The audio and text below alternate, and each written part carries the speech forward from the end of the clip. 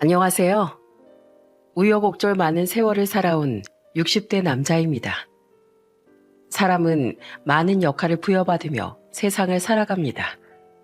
누군가의 친구, 조력자, 배신자, 또 누군가의 배우자가 되기도 하죠. 하지만 그 수가지 역할 속에서 누구나 공통으로 갖게 되는 역할은 바로 자식이잖아요. 사람은 혼자서 태어날 수 없으니 누구든 태어나면 한 부모의 자식이 되는 거죠. 그리고 그만큼 한 생명의 미래를 결정하는데 중요한 역할을 하는 건 부모라는 존재라고 생각해요.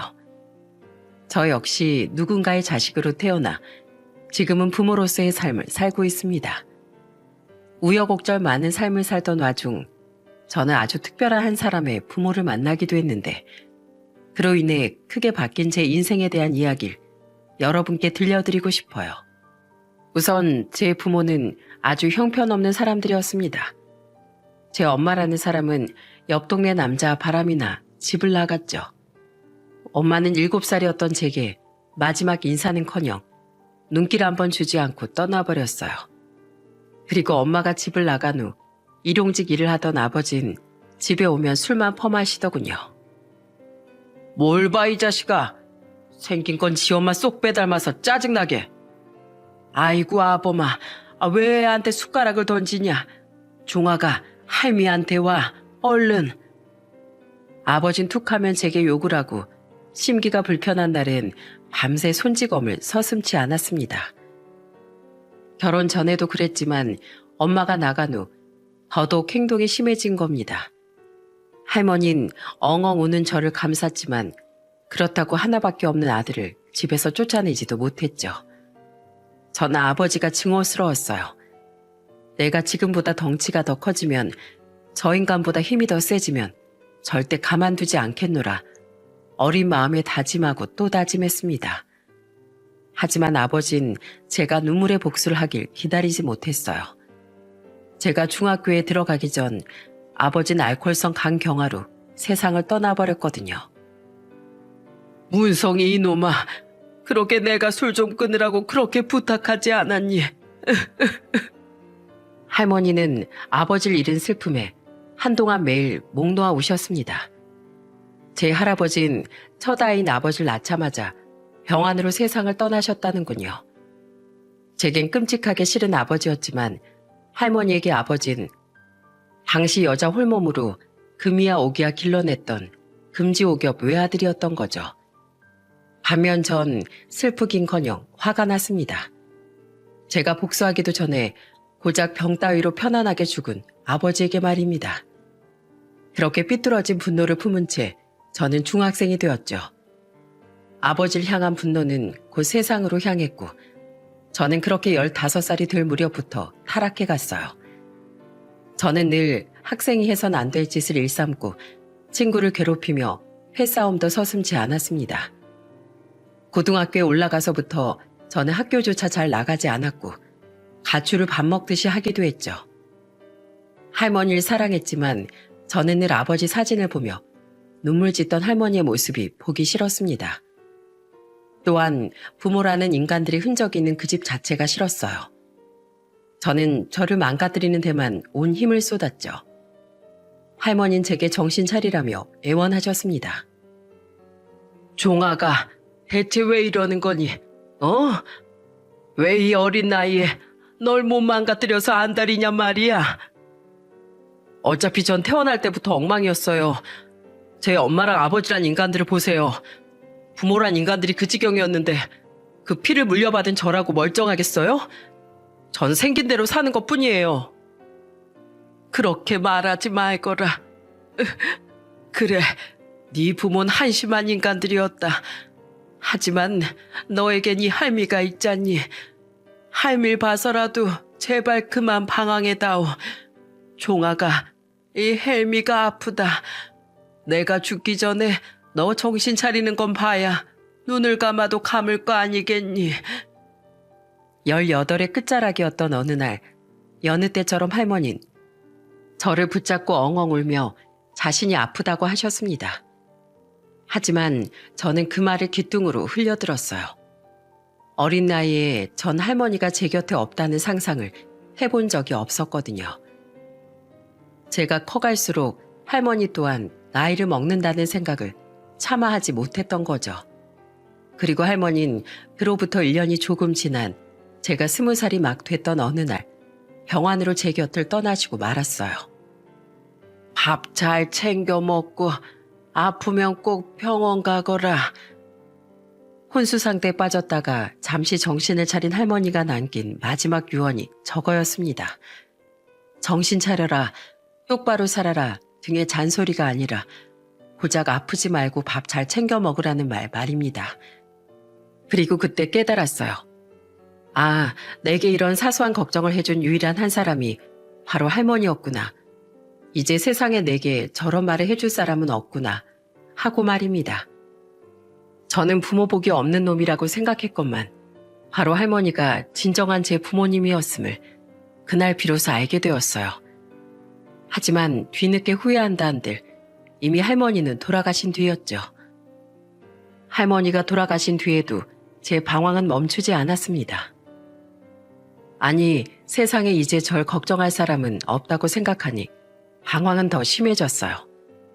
아마 전 할머니를 그렇게 보낸 죄책감에 더더욱 제 인생을 자포자기 했던 것 같아요. 할머니를 그렇게 보낸 저 같은 놈은 절대 평범하게 행복해져선 안 된다는 마음으로 스스로를 더욱 험하게 대했죠. 저는 소위 말하는 깡패 생활을 이어갔습니다. 주먹질을 하며 돈을 벌었고 그 주먹질 때문에 허구한 날 교도소를 들락거렸어요. 그렇게 몇 년간 또다시 교도소 생활을 하고 출소한 지 한 달도 안 됐던 30살의 어느 날 저는 제 인생을 구해준 구세주를 만나게 되었습니다. 아, 이거 놓으라고요. 진짜 왜 이래요? 누구 마음대로 헤어져? 너 내가 만만해 보이냐? 어? 이리 와. 너 오늘 좀 맞자. 오랜만에 출소해보니 마땅히 할 일도 없고 해서 저는 늘 술을 마시며 무료함을 달랬었어요.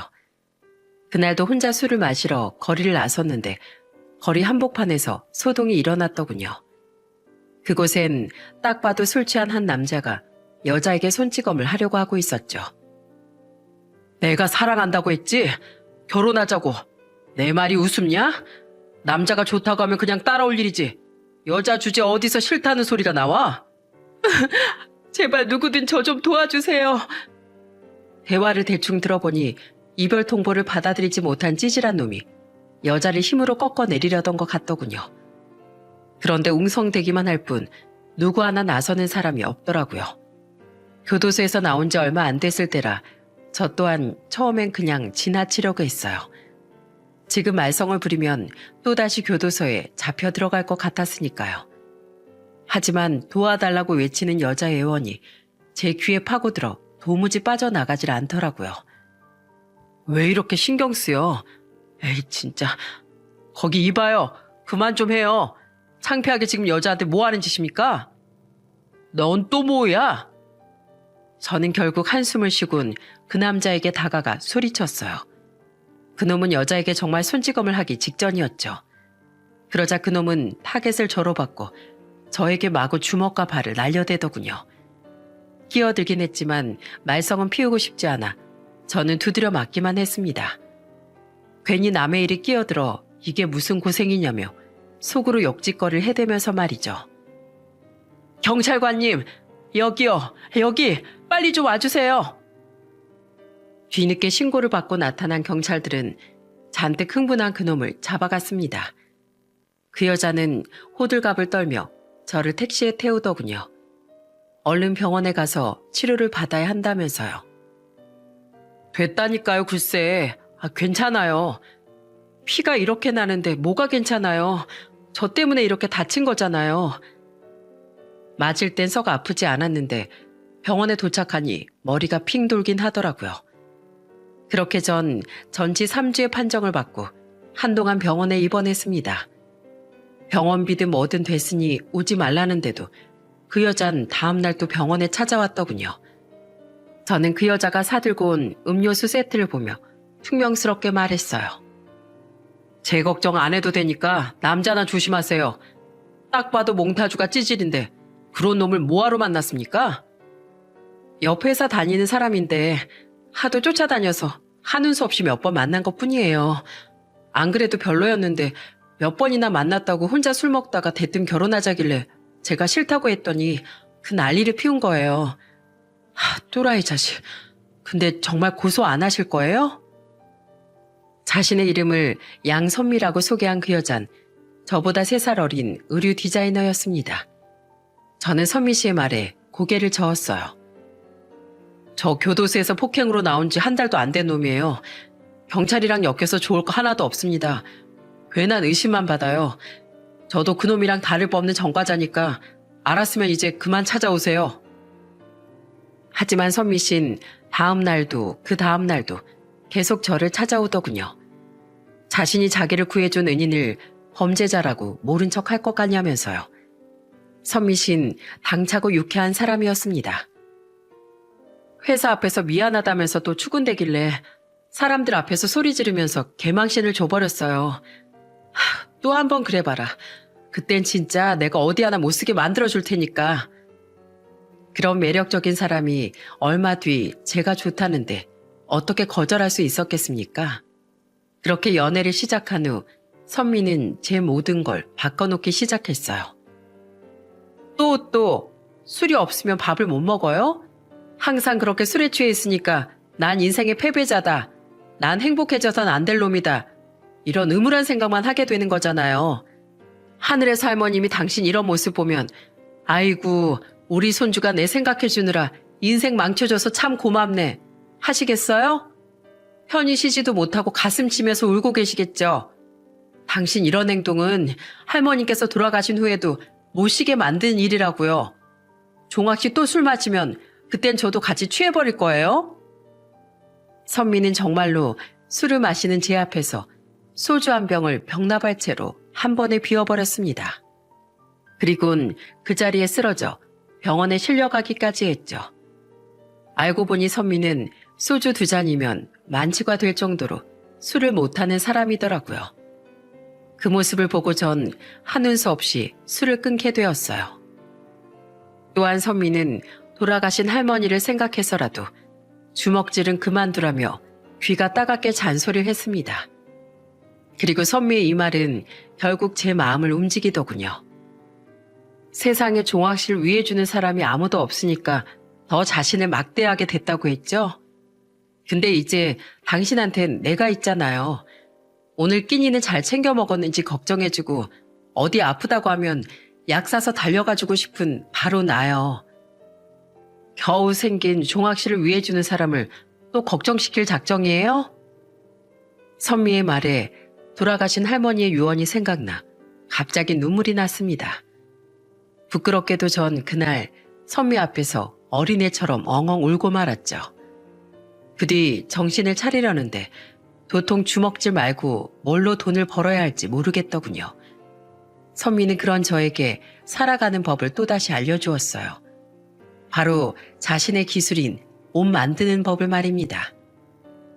종학신 제가 보니까 손재주도 미적 감각도 있어서 분명 잘 해낼 거예요. 저 나름 인재 보는 눈은 탁월해요. 믿어보세요. 선미는 제게 옷 만드는 법을 알려주고 제게 디자인 학원도 등록해줬습니다. 그런 선미 덕에 저는 열심히 공부한 끝에 꽤 이름 있는 남성 정장 매장에 말단 디자이너로 취직할 수 있었어요. 그리고 첫 월급을 받은 날 월급 봉투를 통째로 건네며 청혼을 했죠. 이게 내가 제대로 일해서 번 인생 첫 월급이야. 선미 네 덕분에 벌게 된 돈이니까 전부 너한테 줄게. 그리고 앞으로도 너한테 내 월급 전부 맡기면서 살게 해주면 안 될까? 2번 다신 주먹질하지 않고 정직하게만 돈 벌어올게.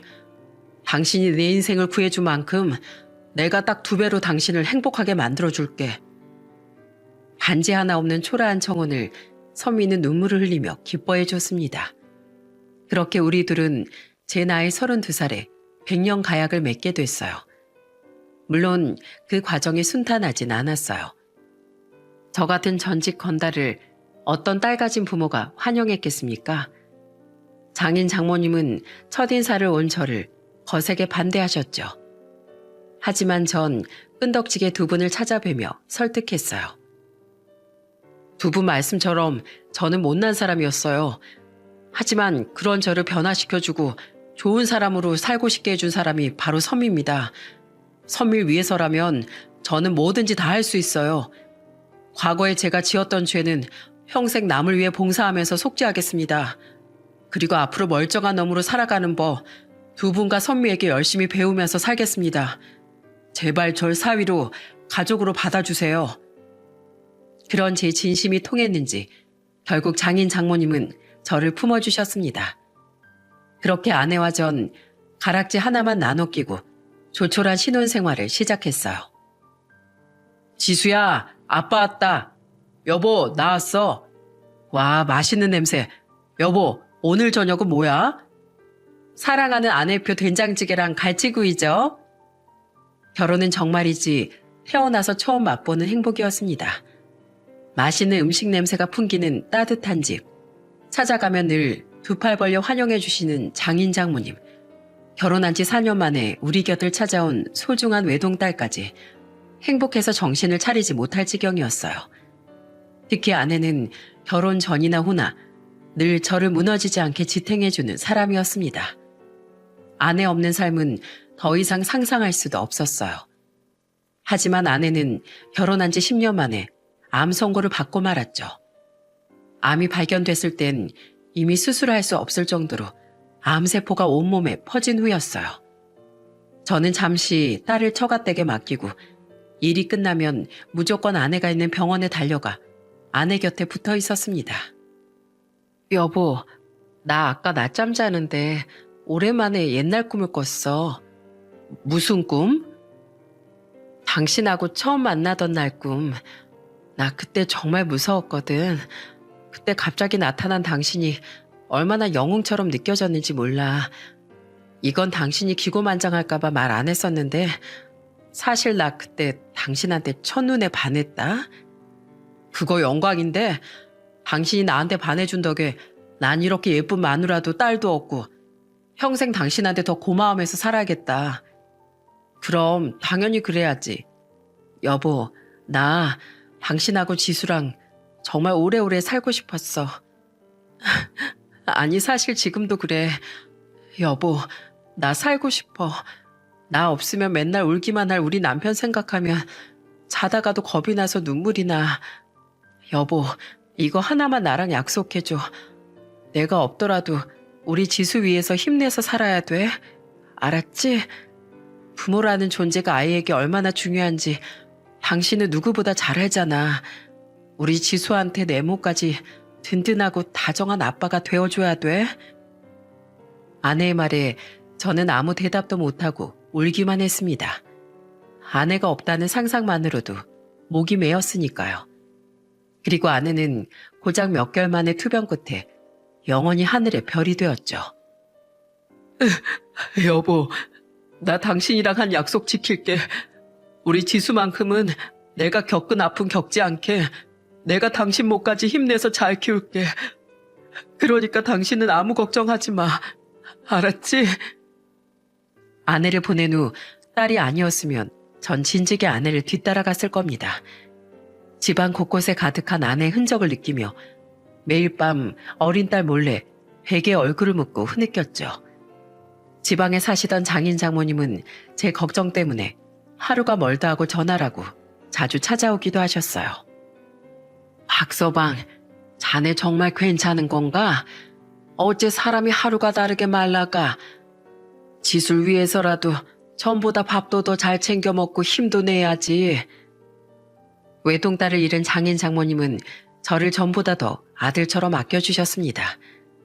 저 또한 부모님처럼 두 분을 모시고 따랐죠. 저는 딸을 위해 열심히 살며 아내를 잃은 지 5년 뒤엔 드디어 제 남성 맞춤 정장 가게를 열기도 했어요. 이후 장인 장모님이 3년의 간격을 두고 병환으로 차례로 세상을 떠나셨을 때 저는 또다시 한동안 음식을 입에 대지 못할 정도로 슬퍼했습니다. 그렇게 가게를 차린 지 10년이 지났던 어느 날 저는 제 인생에 또 다른 변화를 가져다준 귀한 인연을 만나게 됐어요. 안녕하세요, 사장님. 양복 좀 사러 왔는데요. 유난히 볕이 좋았던 날의 오후 80대로 보이는 할머니 한 분이 저희 가게로 들어오시더군요. 할머니는 제법 쌀쌀한 날씨였음에도 보풀투성인 낡은 가디건 하나만을 걸치고 계셨죠. 그리고 할머니는 꼬깃거리는 지폐 뭉치를 내밀며 기어 들어가는 목소리로 말씀하셨어요. 양복 하나 맞추는데 얼마나 들까요? 혹시 이 5만 원으론 힘들겠죠? 제가 지금 가진 돈이 이게 다라서. 아무래도 맞춤 전문이다 보니 제 가게의 정장은 못해도 35만 원은 좋게 나갔습니다. 이걸 어떻게 대답해 드려야 하나 난감해하던 와중 자세히 보니 제가 얼굴을 아는 분이더군요. 할머니, 저기 육교에서 야채 파는 분 아니세요? 예, 맞습니다. 집 앞 텃밭에서 키운 걸 매일 가져다 팔고 있어요. 그런데 저를 아시나요? 예, 저희 딸이 나물이나 채소를 좋아해서 가끔 할머니께 사갔었어요. 아내 죽고 제가 지금 대학생인 딸을 오래전부터 혼자 키우고 있거든요. 그러셨군요. 남자 혼자 딸을 키운다는 게 쉽지 않은 일인데 정말 대단하세요. 저희 딸이 워낙 착한 효녀라 저는 그냥 거저 키웠죠. 애가 죽은 자기 엄마 닮아서 어찌나 착하고 야무진지 요즘 반대로 저한테 영양제 좀 챙겨 먹어라, 옷 좀 깔끔히 입고 다녀라 잔소리까지 쉬지 않는다니까요. 딸 자랑을 하던 전 퍼뜩 정신을 차리고 말을 멈췄습니다. 날이 갈수록 제 엄마 판박이가 되어가는 딸 이야기만 나오면 이렇게 주책이 된다 싶어 민망했거든요. 그리고 그제야 할머니께서 5만 원으로 정장을 사려던 일이 생각났어요. 야채를 사갈 때 보면 늘 예의 바르고 다정하시던 할머니의 모습에 저는 마음이 약해졌습니다. 그래서 잠시 사정을 들어보기로 했죠. 할머니, 양복은 누구 사주시려고 하는 거예요? 저희 손주요. 저희 손주가 올해로 27인데 대학 졸업한 후론 공장만 다니다 이번에 난생 처음 회사 면접을 보거든요. 그런데 애가 양복이 하나도 없어요. 사장님, 제가 돈이 모자라면 하루에 10,000원씩 야채 팔아서 갚을 테니까 제발 저한테 양복 하나만 팔아주시면 안 될까요? 아, 그러시구나. 혹시 손주 양복을 사줄 할머니 자식분은 없으신 거예요? 예, 우리 아들이랑 며느리가 손주 5살 때 사고로 세상을 떠났거든요. 손주를 저랑 영감한테 맡기고 지방 결혼식에 다녀오다가 그만 빗길에 차가 미끄러져서요. 그 뒤로 우리 영감도 충격 때문에 시름시름 앓다 6년 뒤에 세상을 떠나서 그 뒤론 저 혼자 시장에서 야채 팔아서 손주를 키웠습니다. 아, 원래는 시장에서 장사하셨어요? 저는 집이 이 동네가 아니라서 몰랐네요. 그런데 왜 육교로 장소를 옮기셨어요? 몇 년 동안 병을 앓아서 장사를 못했어요. 그러다 다시 장사하려고 가보니까 이미 그 자린 다른 노점이 들어섰더라고요. 먹곤 살아야 하니까 육교에서라도 야채를 팔게 된 겁니다. 사장님, 저희 손주 능력 없는 이 할미 때문에 학교도 전문대밖에 못 나왔어요. 그 뒤론 제가 아파서 제대로 된 직장 취직도 못하고 공장 들어가서 돈을 벌었죠. 이젠 제가 건강해졌으니 제대로 된 회사에 다니고 싶어서 계속 이력서를 돌렸는데 손주 말론 학벌 때문인지 면접 보라는 연락이 안 왔다고 하더군요. 그러다 겨우 잡힌 첫 면접이 다음 주입니다. 할머니는 아픈 자기를 돌보느라 고생 많이 한 착한 손주를 위해 꼭 양복을 사주고 싶다고 하시더군요. 어렵게 잡은 기회인 만큼 꼭 멀끔한 모습으로 보내고 싶다고요. 할머니는 눈물을 뚝뚝 흘리며 말을 이으셨어요. 우리 손주 10대 시절에 자긴 왜 부모가 없냐고 잠시 방황했던 시절도 있었습니다. 하지만 할 줄 아는 거라곤 눈물로 애원하는 것밖에 없는 이 할미청을 외면하지 않고 금세 마음을 다잡아줬어요. 비록 가난한 제가 애 학원 한 번 못 보내줘서 지방 전문대밖에 못 갔지만 우리 손주 참 총명하고 착한 애입니다. 제가 이런 거라도 못 해주면 죽은 우리 아들 며느리 얼굴을 하늘 가서 볼 낯이 없어요. 제발 어떻게 안 될까요, 사장님? 이야기를 듣는데 할머니 손주의 이야기가 제가 살아온 이야기랑 너무 비슷하더라고요. 그래도 그 손주는 저보다 훨씬 착해서 크게 엇나가지도 않고 할머니를 많이 위하며 살아온 것 같았죠. 돌아가신 할머니 생각이 나서 괜히 눈시울이 붉어지더군요. 저는 애써 눈물을 참고 할머니께 이렇게 말씀드렸습니다. 손주분 이름이 뭐예요? 조인수입니다. 그 이름으로 예약해둘 테니까 내일 사이즈 재러 여기 들르라고 하세요. 그 5만 원도 그냥 넣어두시고요. 오늘 하루 힘들게 버신 돈이잖아요. 제가 손주분 면접 꼭 잘 보시라는 의미로 그냥 선물로 드릴게요. 예? 공짜로요? 아유, 아닙니다. 어떻게 그 비싼 옷을 그냥 받나요? 우선 제발 이거라도. 정말 괜찮다니까요. 내일 꼭 손주분 들르라고 하세요. 아셨죠? 감사합니다. 정말 감사합니다, 사장님. 그 뒤엔 예약 손님이 방문하시는 바람에 할머니는 제게 인사를 하곤 가게를 나가셨습니다. 그리고 다음날 할머니의 손주가 찾아왔더군요. 안녕하세요. 할머니께서 꼭 여기로 가보라고 하셔서 왔습니다. 조인수라고 하는데요. 아, 할머니 손주분이시군요. 어서 들어오세요. 정장을 맞춰드려야 해서 사이즈 재드리려고 오시라고 했어요. 정장이요? 여기 비싼 맞춤 정장 파는 데 아닌가요? 예, 맞아요. 값은 걱정 마세요. 할머니께서 미리 지불하셨거든요. 저희 할머니가요? 할머니께서 그런 큰 돈이 어디서 나셔서. 인수씨 양복 해입히신다고 열심히 모으셨대요. 이리 오세요. 인수씨는 키도 크고 얼굴이 선량하게 생긴 청년이었습니다. 사이즈를 재며 이런저런 대화를 하는데 생긴 것만큼이나 말투에서도 착함이 뚝뚝 묻어나오더군요.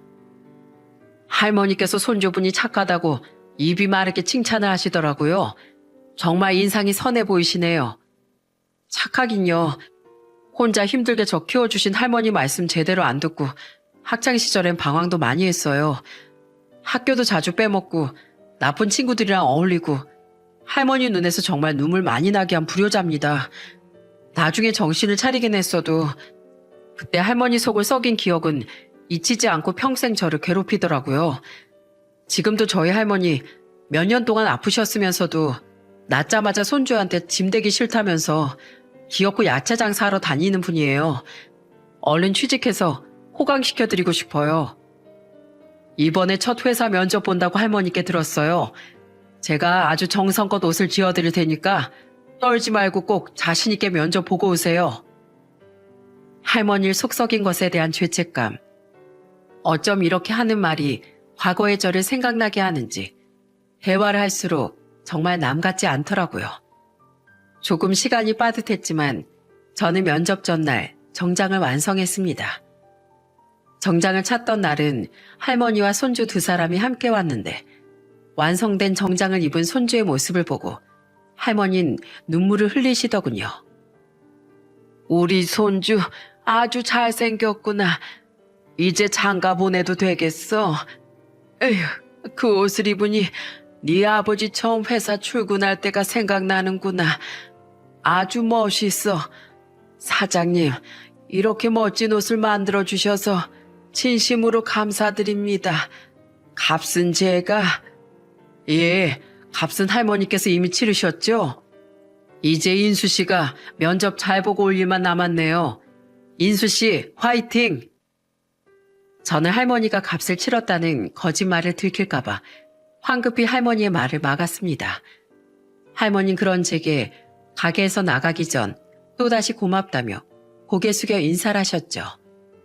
집에 돌아와 딸에게 할머니와 손주 이야기를 해주니 딸은 웃으며 이런 농담을 하더군요. 그 사람 전생에 아빠가 잃어버린 아들 뭐 그런 거였던 거 아니야? 우리 아빠 돌아가신 증조할머니 생각 때문에 또 혼자 눈물 지으셨겠네. 이리 오시오. 이 따님이 한번 안아드리리다. 우린 굉장히 친한 부녀지간이었습니다. 서로 대화도 많이 나누는 사이라 딸은 제 과거를 모두 알고 있었어요. 그런 딸의 너스레 덕에 저는 하루 종일 마음을 짓누르던 돌아가신 할머니에 대한 생각에서 잠시나마 벗어날 수 있었죠. 그날 밤 전 평소처럼 지갑 속 아내의 사진을 보며 다정히 말했습니다. 우리 딸이 언제 저렇게 커서 이젠 아빠를 다 위로해준다며 참 기특하지 않냐고 말이죠. 그런데 그 다음날 오후 할머니께서 가게에 다시 찾아오셨더군요. 그리곤 제게 10만 원을 건네주시지 않겠어요? 사장님, 전에 가지고 있던 5만 원에 저번 주랑 오늘까지 번 걸 합한 돈이에요. 저번 주엔 비가 와서 장사를 며칠 쉬었지만 내일부턴 꼬박꼬박 매일 10,000원씩 가지고 오겠습니다. 할머니, 그냥 제가 선물로 드린다니까요. 아닙니다. 어떻게 사람이 엄치 없이 공짜를 바란답니까? 한사코 제가 거절했지만 할머니는 계속 고집을 부리셨어요.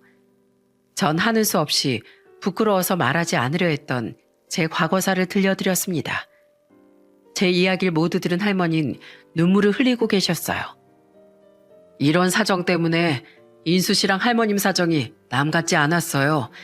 저보다 훨씬 나은 사람인 것 같은 인수 씨가 잘 되면 꼭 저도 잘 되는 기분이 들 것 같았거든요. 그러니까 할머니, 제 마음 편하자고 한 일이니까 정말 그 돈은 안 주셔도 돼요. 그런 사정이 있었군요. 에휴, 조모께서도 참 고생 많이 하며 사셨네요. 그래도 사장님도 참 기특하십니다. 천성이 나쁜 분이 아니었으니 좋은 아내분 만나 이렇게 변화하고 새 인생을 사실 수 있었던 거예요. 살아내느라 정말 고생 많으셨습니다. 뜻밖의 위로까지 받으니 코끝이 시큰해졌습니다. 눈물이 나올까봐 저는 궁금하던 주제로 화제를 돌렸어요. 아유, 아닙니다. 할머니께서 더 고생하셨죠. 그건 그렇고 손주분 오늘 오전에 면접은 잘 봤다던가요? 아니요. 이력서를 보자마자 표정이 어두워지더니 별다른 질문도 안 하고 그냥 내보냈다네요. 이럴 거면 왜 면접은 부른 거냐면서 손주가 많이 속상해했습니다. 한번 기회를 주면 정말 열심히 잘할 녀석인데 세상이 참 차갑네요. 다 저 때문인 것 같아서 손주한테 미안한 마음뿐입니다. 할머니는 씁쓸한 표정으로 좋지 않은 소식을 전해주시더군요. 할머니의 말에 저는 내심 속으로 생각하고 있던 의견을 조심스럽게 제안드렸어요. 마치 뭘 해서 먹고 살아야 하나 막막해 하던 제게 아내가 도움의 손길을 뻗어줬던 것처럼 말입니다. 할머니, 그럼 혹시 손주분을 제게 한번 보내보시겠어요? 예, 사장님께요? 네, 제가 손주분께 옷 만드는 기술을 알려드리면 어떨까 해서요. 안 그래도 조수가 한 명 필요하면 좋겠다 생각하고 있었거든요. 보시다시피 혼자 하는 작은 가게지만 감사하게도 아름아름 입소문을 타서 요즘엔 일손이 좀 더 필요했던 차였어요.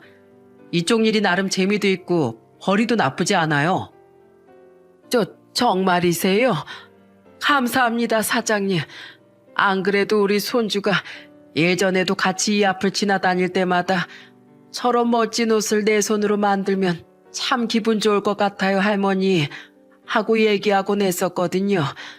물론 자기가 뭔가를 배우기엔 이미 너무 늦었다면서 배울 생각은 못했었지만은요. 손주한테 말해주면 정말 기뻐할 겁니다.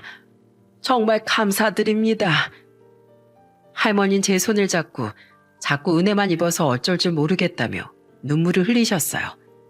그리고 다음날 인수 씨는 거의 날아갈 듯한 발걸음으로 저희 가게에 들어왔죠.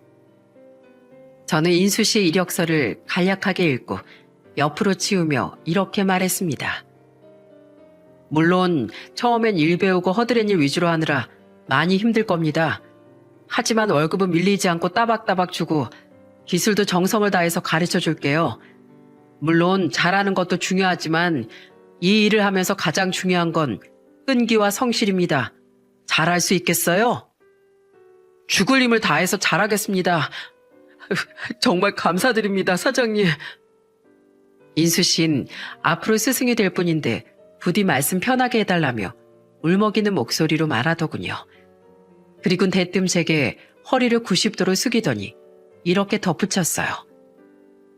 할머니께 사장님 이야기, 그리고 제 정장을 사장님께서 선물해 주셨다는 사실 전부 들었습니다.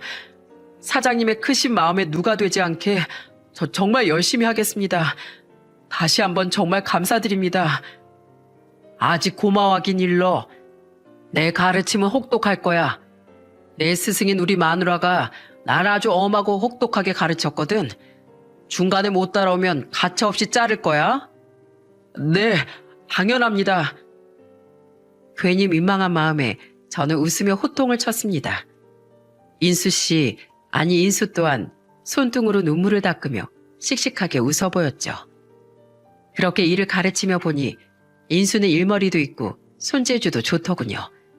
선의로 시작한 일이라 크게 기대한 건 아니었는데 제가 꽤 쓸만한 인재를 채용한 것 같아 한결 더 뿌듯했어요. 게다가 저보다 일찍 출근해 가게 문을 열고 저보다 늦게까지 남아 연습을 하는 모습을 보니 정말 성실하고 끈기 있는 청년이다 싶더라고요. 인수야, 할머니 오셨어. 오늘은 그만하고 일찍 가자. 내가 할머니 같이 모시고 가서 소고기 대접할게. 어느덧 저는 깍듯한 인수에게 말이 많이 편해졌습니다. 할머니는 손주가 잘하고 있나 궁금하셨는지 가끔 가게에 들르곤 하셨어요. 저는 그런 할머니께서 편하게 손주가 일하는 모습을 볼 수 있게 안쪽 작업실에 의자를 하나 더 놓아드리곤 했죠. 그리고 가끔은 할머니를 모시고 인수에게 밥을 사주기도 했어요. 사장님, 우리 손준 잘하고 있나요? 그럼요. 예전엔 제 몸이 2개여도 힘들 지경이었는데 요샌 인수 덕분에 가끔 꾸벅꾸벅 졸 시간도 생겼습니다. 그만큼 제가 믿고 맡긴다는 거죠. 그렇게 말씀해 주시니까 감사하네요. 오히려 이런 좋은 인재를 만나게 해준 할머니께 제가 더 감사하죠.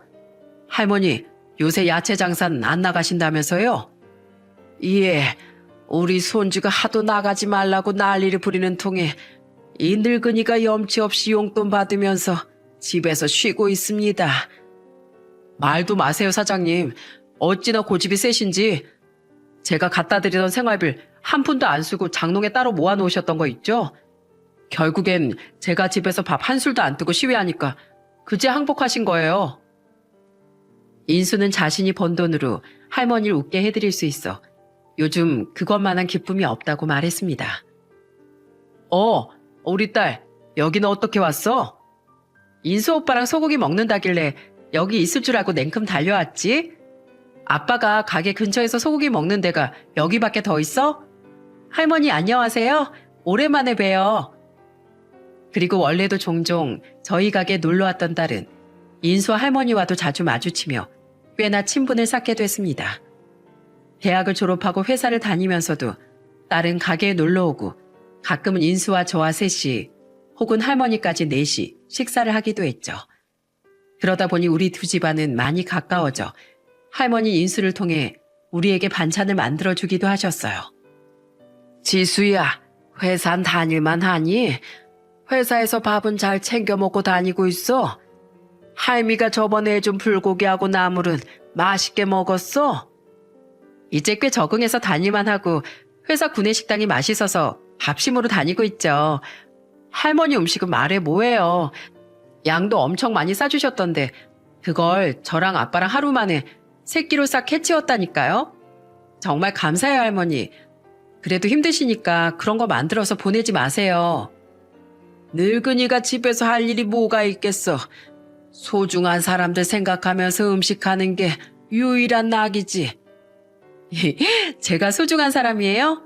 저도 할머니 무지 좋아하는데 우리 통했네, 할머니. 할머니, 나중에 손주보다 지수만 더 예뻐하시는 거 아니죠? 이 손주 그럼 서운합니다. 그럼 오빠도 나처럼 할머니께 애교라도 부리던가. 그리고 할머니와 인수가 만난 지 햇수로 6년이 지난 지금 감사하게도 제가 세상에서 가장 사랑하는 두 아인 서로 평생의 배필이 되었답니다. 넷이서 식사를 하다 결혼을 하겠다는 폭탄 발언을 들었을 때 솔직히 저와 할머니는 별로 놀라지도 않았어요. 아빠, 왜 안 놀라? 우리 2년 동안 사귄 거 말한 적도 없는데? 사귄다고 말만 안 했지. 그렇게 티를 내는데 어떻게 모르니?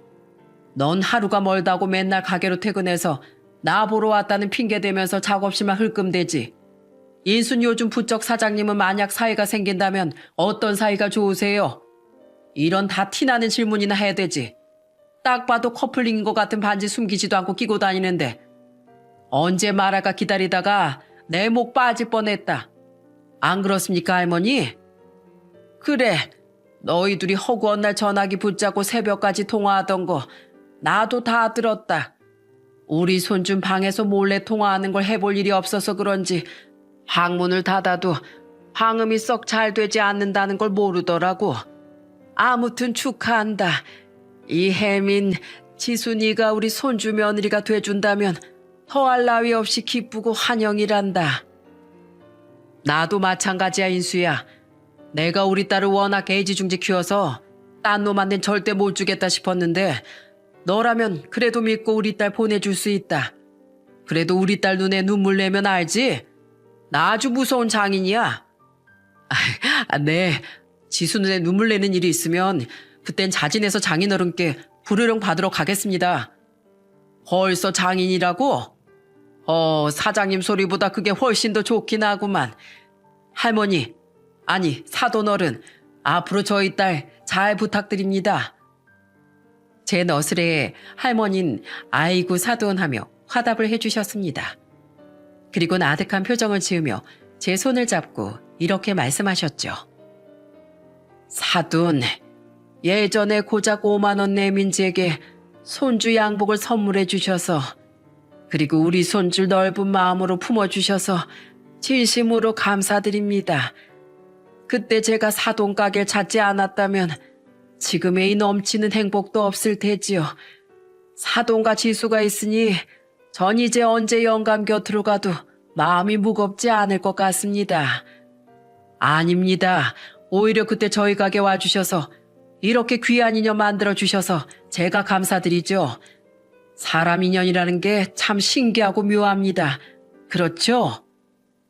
그렇게 결혼 준비를 시작한 지 몇 달 뒤 인수는 먼저 퇴근을 하려던 저를 불러 세우더군요. 그리고는 굉장히 새빨개진 얼굴로 제게 박스 하나를 건네더라고요. 이게 뭐야?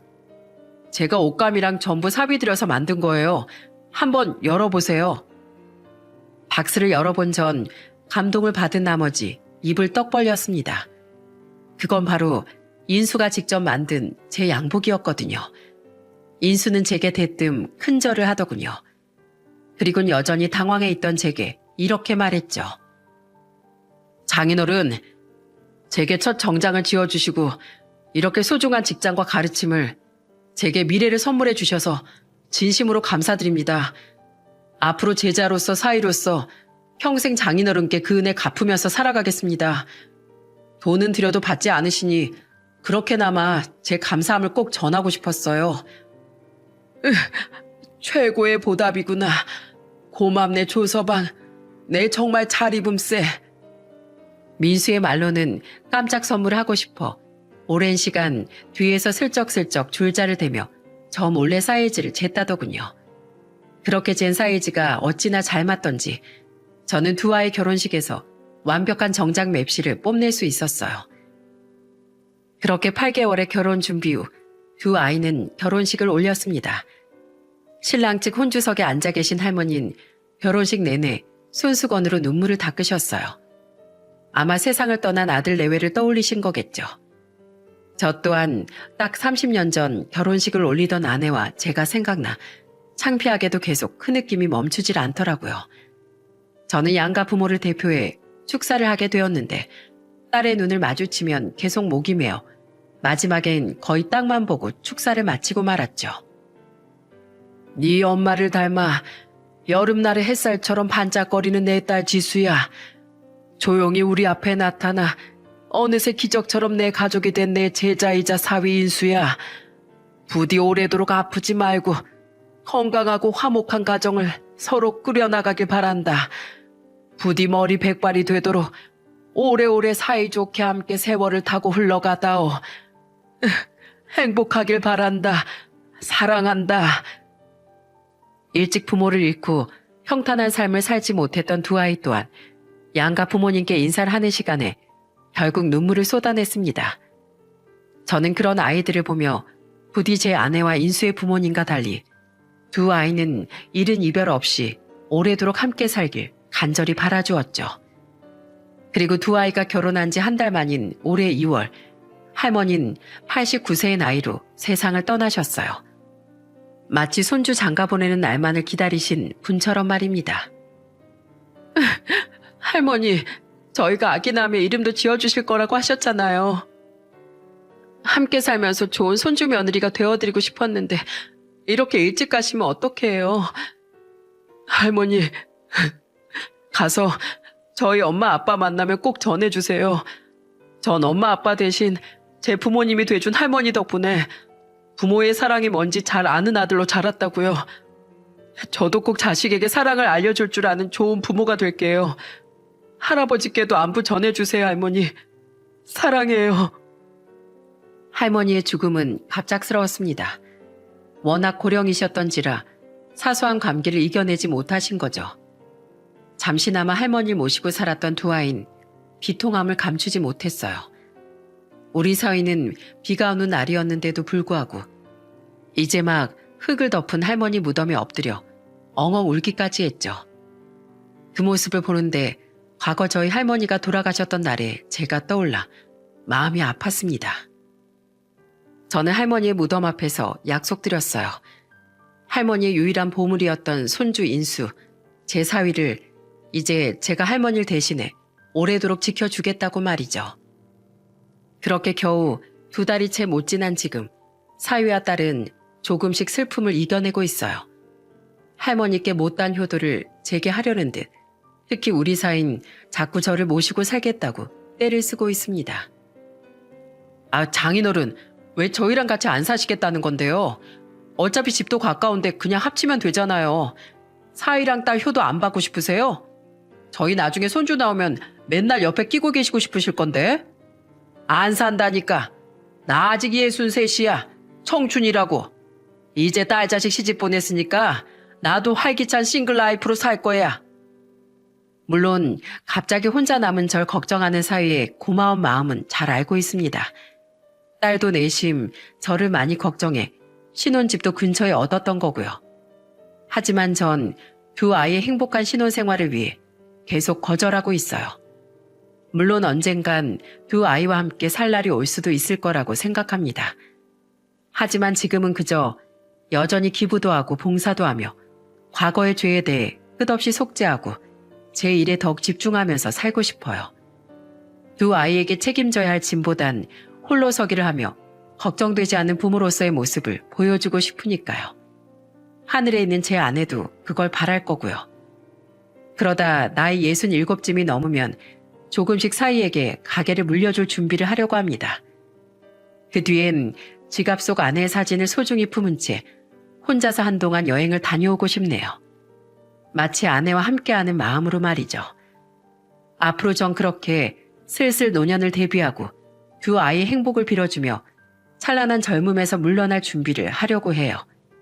그리고 살아있는 동안은 제가 누리지 못했던 부모의 든든함을 두 아이에게 오래도록 느끼게 해주고 싶네요. 여러분, 처음에도 말했듯 저는 부모란 사람의 성향과 성격, 미래를 결정하는데 무엇과도 비교될 수 없을 정도로 중요한 역할을 하는 존재라고 생각합니다. 물론 부모라는 존재가 나를 낳아준 분일 수도 있겠지만 내 몸 아파 낳지 않았어도 온 마음을 다해 키워주고 위해줬던 분이라면 바로 그분들이 부모가 아닐까 생각해요. 마치 제 사연에 등장한 두 분의 할머니처럼 말이죠. 세상엔 제 친부모 같은 부모라고 부르고 싶지도 않은 인간들도 있듯 그분들은 그 반대의 존재들이겠죠. 그러니 현재 자식을 키우는 많은 부모님들, 그리고 부모가 될 많은 분들께서 꼭 잊지 마셨으면 좋겠습니다. 여러분의 작든 크든 그 모든 행동은 결국 자식들의 미래에 커다란 영향을 끼칠 거라는 사실을 말이죠. 자신이 책임져야 할 한 인생에 대해 세상 모든 부모님이 책임감을 가질 수 있는 세상이 왔으면 좋겠습니다. 여러분들 모두에게 과거엔 어떤 세월을 보냈다 한들 부디 미래엔 행복한 매일이 기다리길 바랍니다. 마치 지금의 제 인생처럼 말이죠. 제 긴 사연 들어주셔서 감사드립니다.